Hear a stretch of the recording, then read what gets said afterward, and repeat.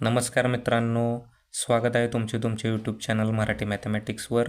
आजच्या व्हिडिओमध्ये आपण गुणोत्तर व प्रमाण या चॅप्टरवरील उदाहरणे पाहणार आहोत। पहिले उदाहरण, 12 मिनिटांचे 36 सेकंदांशी गुणोत्तर किती?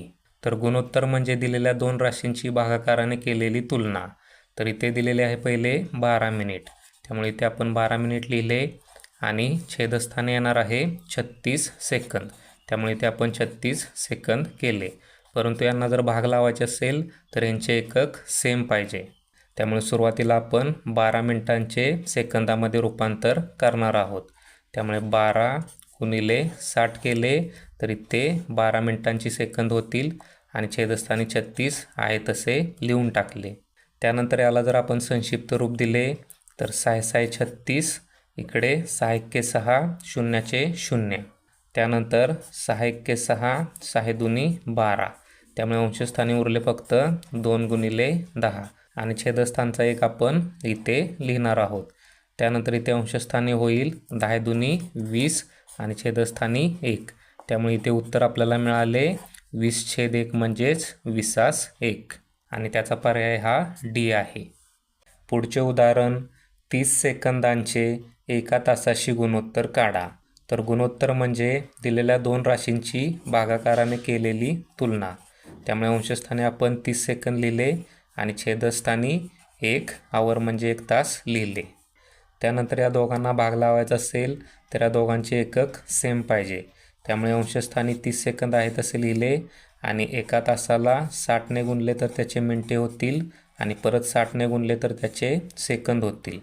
त्यानंतर इथे जर संक्षिप्त रूप दिले तर 30 1 30, 30 दुनी 60, त्यामुळे अंशस्थानी राहिले 1 आणि छेदस्थानी 60 दुनी 120, त्यामुळे इथे उत्तर आपल्याला मिळाले 1/20 म्हणजेच 1/120 आणि त्याचा पर्याय क्रमांक हा सी आहे। पुढचे उदाहरण, 1.5 तासाचे 72 सेकंदांशी गुणोत्तर किती? तर गुणोत्तर म्हणजे दिलेल्या दोन राशींची भागाकाराने केलेली तुलना, त्यामुळे सुरुवातीला इथे आपण 1.5 तास लिहिणार आहोत, म्हणजेच 1.5 तास म्हणजे 90 मिनिट आणि छेदस्थानी येणार आहे 72 सेकंद। त्यानंतर या दोन संख्यांना भाग लावायचा असेल तर इथे आपल्याला एकक समान पाहिजे, त्यामुळे सुरुवातीला आपण 90 मिनिटाचे सेकंदामध्ये रूपांतर करणार आहोत। त्यामुळे 90 गुणिले 60 केले आणि खालचे 72 आहे तसे लिहून टाकले। त्यानंतर इथे जर आपण संक्षिप्त रूप दिले तर 12 पंचे 60 आणि 12 72, परत 6 1 6, इकडे 6 1 6, राहिले 3 झाले 30, परत 6 पंचे 30, त्यामुळे ते अंशस्थानी राहिले 15 गुणिले 5 म्हणजे 15 5 75 आणि छेदस्थानचे एक आहे तसे लिहून टाकले, त्यामुळे ते उत्तर मिळाले 75/1 म्हणजेच 75/1 आणि त्याचा बरोबर पर्याय आहे डी। पुढचे उदाहरण, 5.1/4 तासांचे 1080 सेकंदांशी गुणोत्तर किती? तर गुणोत्तर म्हणजे दिलेल्या दोन राशींची भागाकाराने केलेली तुलना, त्यामुळे इथे सुरुवातीला आपण 5.1/4 तास वरती लिहिले आणि खालती 1080 सेकंद।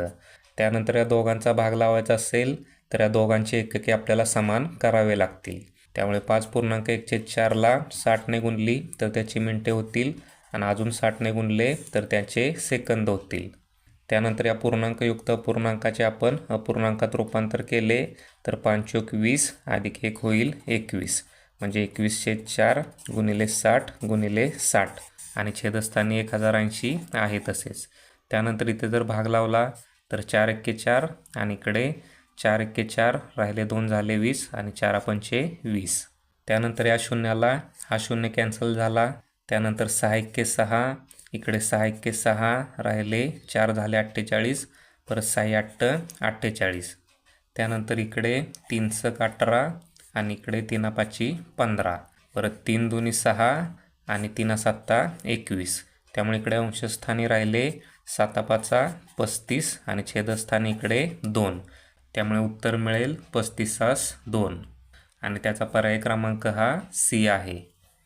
पुढचे उदाहरण, 3 लिटरचे 400 मिलीलिटरशी गुणोत्तर काढा। तर गुणोत्तर म्हणजे दिलेल्या दोन राशींची भागाकाराने केलेली तुलना, त्यामुळे अंशस्थानी लिहिले आपण 3 लिटर आणि छेदस्थानी 400 मिलीलिटर। त्यानंतर या दोघांना जर भाग लावायचा असेल तर यांची एकके सेम पाहिजेत. त्यामुळे 3 लिटरचे मिलीलिटरमध्ये रूपांतर करण्यासाठी 1000ने गुणावे लागेल. त्यानंतर छेदस्थानचे 400 आहे तसेच लिहून टाकले. त्यानंतर इथे जर आपण संक्षिप्त रूप दिले तर या 2 शून्याला हे 2 शून्य कॅन्सल झाले. त्यानंतर बे दुनी 4 आणि अंशस्थानी बे पंचे 10. त्यानंतर अंशस्थानी उरले 3 गुणिले 5 म्हणजे 15 आणि छेदस्थानी उरले 2. त्यामुळे ते उत्तर आपल्याला मिळाले 15/2 म्हणजेच 15/2 आणि त्याचा पर्याय क्रमांक हा बी आहे. पुढचे उदाहरण 40 मिलीग्रॅमचे 5 ग्रॅमशी गुणोत्तर किती? तर सुरुवातीला 40 ml दिलेले आहे. त्यामुळे अंशस्थानी आपण 40 ml लिहिले आणि छेदस्थानी 5 ग्रॅम. त्यानंतर यांचा जर भागाकार करायचा असेल तर यांचे एकक सेम करावे लागेल. त्यामुळे ते सुरुवातीला आपल्याला 5 ग्रॅमचे मिलीग्रॅममध्ये रूपांतर करावे लागणार आहे. त्यामुळे 5 गुणिले 1000 केले तर ते ml मध्ये मिळणार आहे आणि वरचे 40 ml आहे तसे लिहून टाकले. त्यानंतर याला जर आपण संक्षिप्त रूप दिले तर या शून्याला हा शून्य गेला. त्यानंतर 4 एक्के 4, खालती 4 दुनी 8, राहिले 2 झाले 20, परत 4 पंचे 20.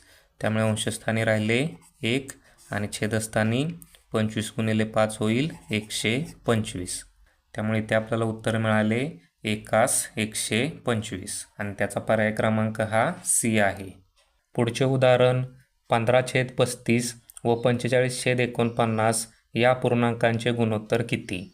तर गुणोत्तर म्हणजे दिलेल्या 2 राशींची भागाकाराने केलेली तुलना. त्यामुळे पहिली राशी इथे आपण लिहिली 15/35.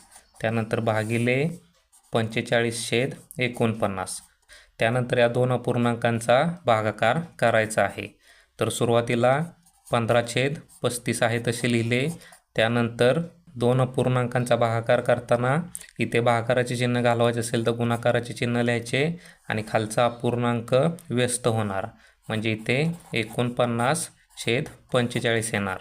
त्यानंतर याला जर संक्षिप्त रूप दिले तर 15 एक्के 15, 15 त्रिक 45.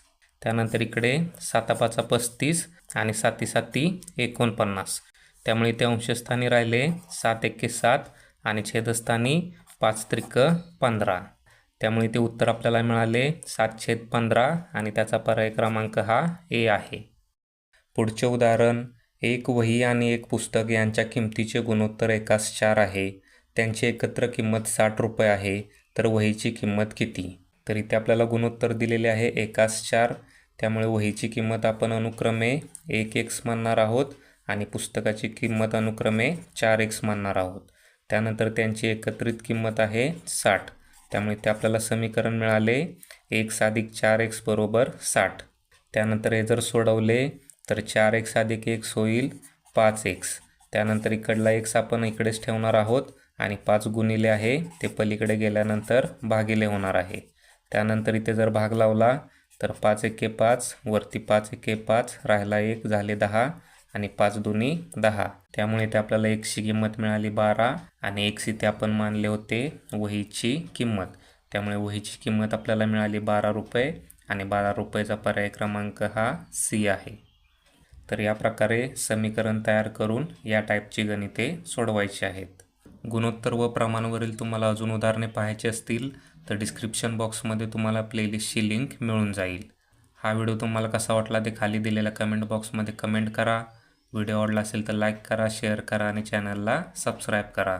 धन्यवाद.